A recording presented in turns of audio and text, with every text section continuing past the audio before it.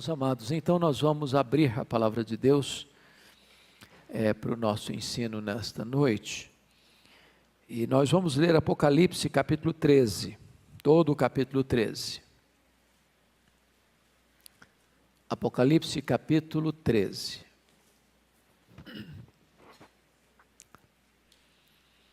Está escrito o seguinte: vi emergir do mar uma besta, que tinha 10 chifres e 7 cabeças, e sobre os chifres 10 diademas, e sobre as cabeças nomes de blasfêmia.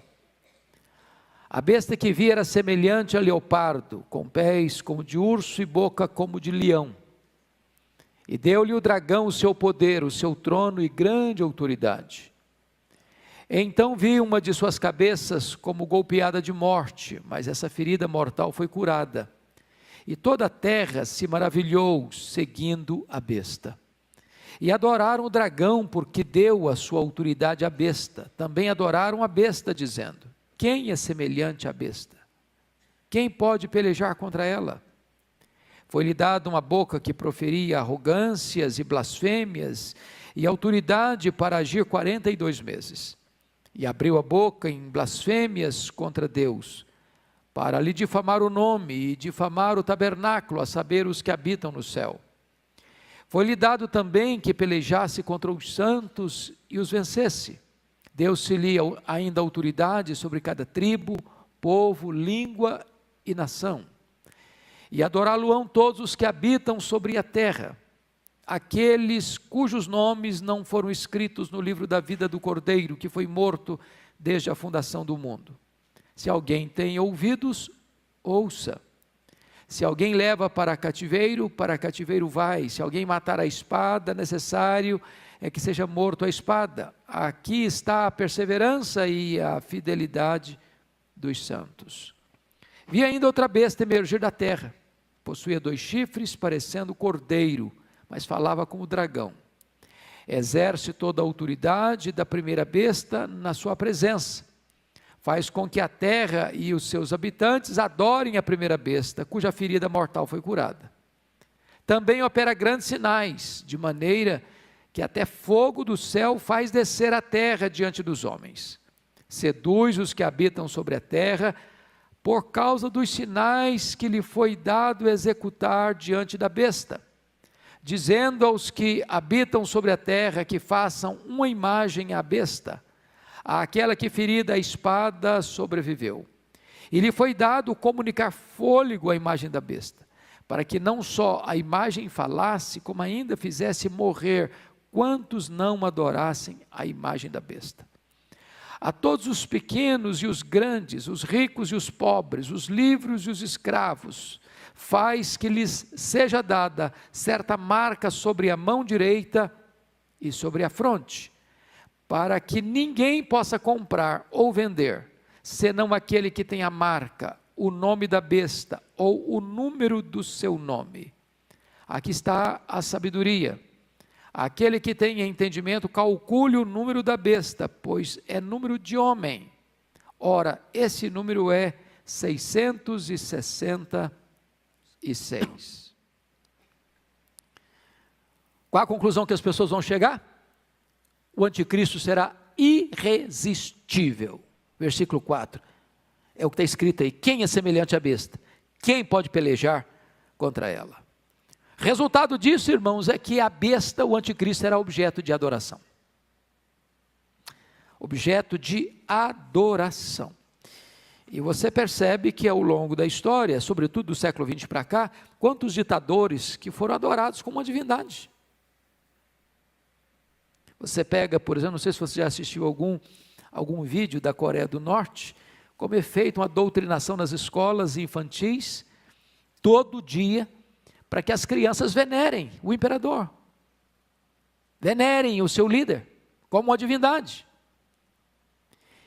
Como foi feito isso no Império Romano no passado. Como é feito ainda hoje em alguns lugares. Tudo isso é uma espécie de preparação para esse grande clímax, quando Satanás e o seu agente principal será adorado. Agora, quando você olha você vai notar que é feita uma imagem do anticristo, o falso profeta faz isso, e leva as pessoas a adorarem a imagem do anticristo. Agora pense comigo hoje como é que é a história do culto às imagens, o culto aos ídolos. Quando a Bíblia diz que o ídolo é nada, mas o que está por trás do ídolo são os demônios. Então toda essa questão da idolatria já é uma espécie de preparação para o mundo adorar o anticristo e a imagem dele com muita naturalidade. Com muita naturalidade. Está escrito em 2 Tessalonicenses 2,4 que o anticristo fará forte oposição a toda adoração que não seja ele mesmo, a ponto de se assentar no templo de Deus e resistir a qualquer culto que não seja ele, perseguindo o povo de Deus. Agora notem comigo 13, versículo 8, que amplitude terá essa adoração do anticristo? Você pode ler o versículo 8 comigo, vamos lá? E adorá-lo-ão todos os que habitam sobre a terra, aqueles cujos nomes não foram escritos no livro da vida do Cordeiro, que foi morto desde a fundação do mundo. Eu chamo a sua atenção para um ponto fundamental aqui, para aquietar o seu coração, para você não ficar com uma vírgula de medo. Quem vai adorar o anticristo? Quem? Todos, exceto quem? Exceto aqueles cujos nomes estão escritos no livro da vida do Cordeiro. Então preste atenção nisso aqui. Se você creu no Senhor Jesus Cristo, seu nome está onde? No livro da vida. Sabe quantos que têm o nome no livro da vida que vão adorar o anticristo? Nenhum. Nenhum. Sabe quantos o Senhor Jesus salvou e vai perder para o anticristo? Nenhum. Sabe quantas ovelhas de Cristo vão ser arrebatadas das mãos dele? Nenhuma. Isso não significa que o anticristo, quando for levantado, não vai matar muitos santos. Porque veja o verso 7 comigo aí. Pode ler o 7 comigo? Vamos lá?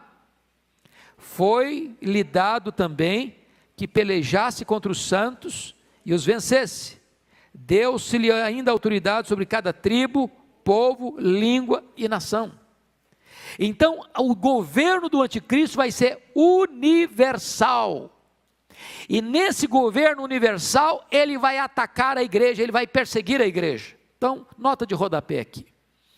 Eu não quero entrar no aspecto polêmico das correntes escatológicas, mas há uma corrente escatológica muito comum no Brasil, e eu um dia, lá no passado, já pensei dessa forma também. Hoje, graças a Deus, acho que a posição que entendo ser a mais consistente não é essa, é de que a igreja não vai passar por esse momento. A igreja vai ser arrebatada secretamente, e quando o anticristo chegar, nós não estamos mais aqui para ver e para contar a história, então eu não vou enfrentar esse negócio não. Mas não tem base bíblica isso não. Tem base bíblica não. A igreja vai estar aqui sim. A igreja vai passar pela grande tribulação sim. A igreja sempre foi uma igreja de mártires sim. Os santos aqui são os santos, é a igreja. Não temos outro povo, é a igreja. É a igreja. A igreja não será tirada da tribulação, no sentido de não enfrentá-la. A igreja vai ser arrancada do meio da tribulação, porque é no meio dessa grande tribulação que Jesus Cristo vem com grande poder e glória e mata o anticristo com o sopro da sua boca, e os que estiverem mortos ressuscitarão primeiro, e os que estiverem vivos serão transformados e arrebatados para encontrar o Senhor Jesus nos ares, e assim nós estaremos para sempre com o Senhor, e o anticristo, e o falso profeta, e o dragão lançado no lago do fogo, para ser atormentados por toda a eternidade. Então, meus amados irmãos, vamos olhar agora como este anticristo vai perseguir e se opor abertamente a Deus e à igreja de Cristo. Eu vou ler alguns versículos para vocês perceber isso. Está lá em Daniel 7:25 e outros textos da Bíblia. Está escrito assim: proferirá palavras contra o Altíssimo, contra o Deus dos deuses falará coisas incríveis, Paulo diz que ele se opõe e se levanta contra tudo que se chama Deus, ostentando-se como se fosse o próprio Deus. João declara: e ele abriu a sua boca em blasfêmia contra Deus para lhe difamar o nome. E ainda, este anticristo que nega o Pai e nega o Filho, ele está perseguindo a Deus e perseguindo a igreja de Deus, falando mal de Deus, falando mal da igreja. Se você percebeu comigo, olha aí versículo 6, 13:6, você pode ler? Pode abrir comigo? E abriu a boca em blasfêmias contra Deus, para lhe difamar o nome e difamar o tabernáculo, a saber, os que habitam no céu. Vamos entender isso aqui. Ele não pode lutar contra Deus, ele não pode lutar contra os crentes que já morreram e foram para o céu. O que é que ele fala? Ele blasfema, fala mal, ele insulta. Os que estão na terra, ele vai lutar contra eles e prevalecer. O que significa prevalecer? É a ideia de que um dia, possivelmente, se nós estivermos vivos nessa geração, vamos ter que enfrentar isso. Ou você nega Jesus, ou eu te mato. Algumas pessoas dizem: pastor, mas eu acho que eu não tenho coragem, não. Se na hora eu fraquejar, e se na hora eu não tiver peito e coragem? Deixa eu dizer uma coisa para vocês. Os mártires que foram para as fogueiras, que foram para as arenas, que enfrentaram feras, que foram crucificados, eles eram gente igual a você e a mim. Eles não eram super crentes, eles eram crentes. Se Deus permitir que a nossa geração enfrente uma situação dessa, Ele mesmo nos capacitará para enfrentar, irmãos. É óbvio.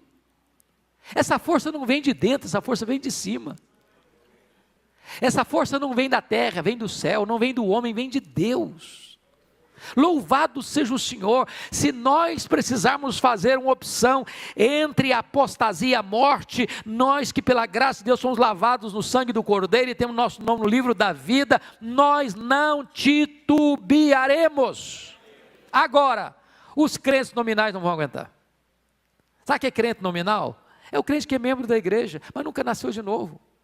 É o crente que tem nome de crente, tem o nome no rol da igreja, mas ele nunca teve uma experiência de conversão, de novo nascimento. O nome dele está no rol da igreja, mas não está no livro da vida. Esse não vai aguentar, esse vai apostatar, esse vai abandonar, esse vai adorar o anticristo. Esse vai fugir da morte.